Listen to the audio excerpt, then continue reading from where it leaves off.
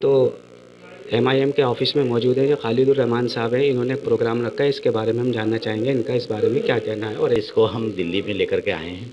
हम चाहते हैं मजलिस के दिल्ली में कदम जमें और पहला कैंडिडेट जामा मस्जिद से, ये अल्लाह की मेहरबानी है कि अल्लाह ताला ने मुझको मौका दिया है, मैंने फॉर्म भरा है।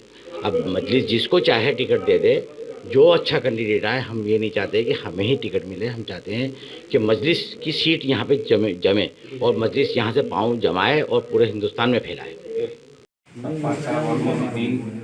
तमाम हजरात का मैं बेहद मशहूर हूँ कि आपने अपना कीमती वक्त निकाला और यहाँ तशरीफ़ लाए। इसके लिए मैं आपका तहे दिल से शुक्रिया अदा करता हूँ।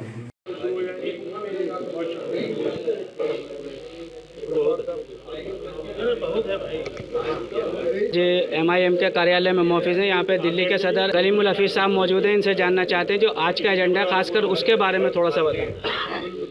आज ये हमारी ऑल इंडिया मजलिस इत्तेहादुल मुस्लिमीन की एक जलसा था और हमारे इलाके के जो ख़ास कारकुनान हैं वो सब मौजूद थे और MCD इलेक्शन के ताल्लुक़ से आज गुफ्तगू हुई और ये तय हुआ कि जिस तरह से तीन बार से बीजेपी ने MCD में भ्रष्टाचार के सारे रिकॉर्ड तोड़ दिए हैं और दिल्ली सरकार भी हमारे इलाकों को, ख़ासतौर से मुस्लिम बस्तियों को और दलित बस्तियों को नज़रअंदाज कर रही है।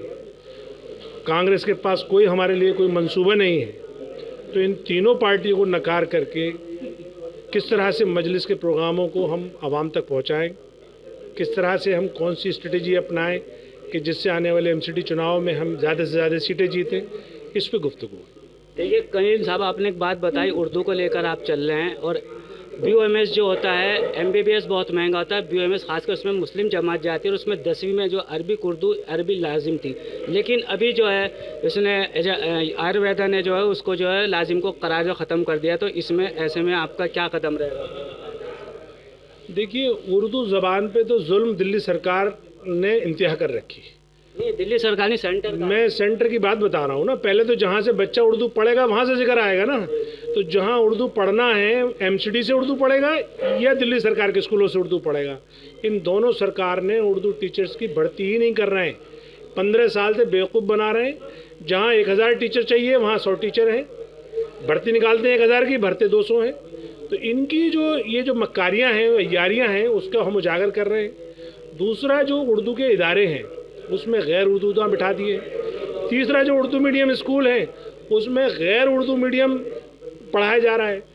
चौथा, उर्दू मीडियम स्कूल में ये सरकारी रूल है कि वहाँ पे अगर मैथ या साइंस का भी टीचर होगा वो उर्दू नोइंग होगा, जबकि ऐसा नहीं है। नॉन उर्दू नोइंग जो है वो मैथ और साइंस पढ़ा रहे हैं। तो इस तरह से अरविंद केजरीवाल ने और बीजेपी की MCD ने दोनों ने मिलकर उर्दू को ख़त्म करने की कोशिश की है, जबकि दिल्ली सरकार की उर्दू सेकंड ऑफिशियल लैंग्वेज है।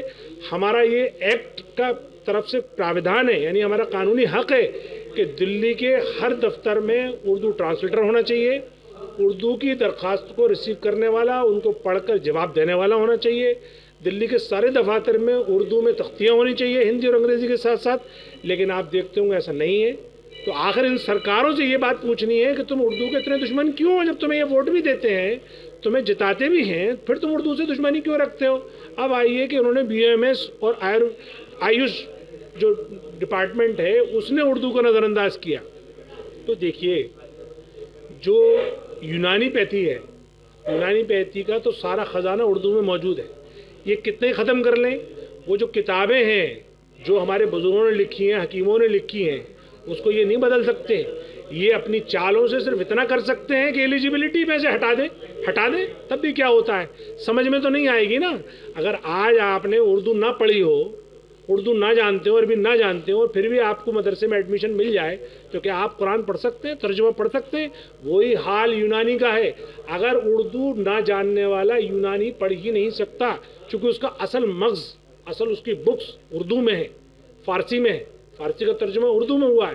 तो इसलिए इन सरकारों के करने से यूनानी पे कोई फ़र्क पड़ने वाला नहीं है। BOMS अब भी उर्दू जानने वाला ही बनेगा, चाहे एलिजिबिलिटी में हो या ना हो। अच्छा, इसमें आप 7 सीटों पर लड़ाएंगे? हम 70 सीटों पर तैयारी कर रहे हैं। اب دیکھیے اب ہم کتنے ہمارا ہائی کمان فائنل کرتا ہے کتنی سیٹوں کے ٹکٹ، اتنے سیٹوں پہ ہم MCD چناؤ لڑائیں گے.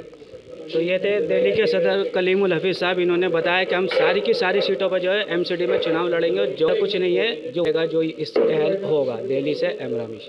سیاسی تقدیر یوٹیوب چینل کو سبسکرائب کریں اور بیل آئیکن پر کلک کریں تاکہ آپ کو سب سے پہلے خبریں ملتی رہیں.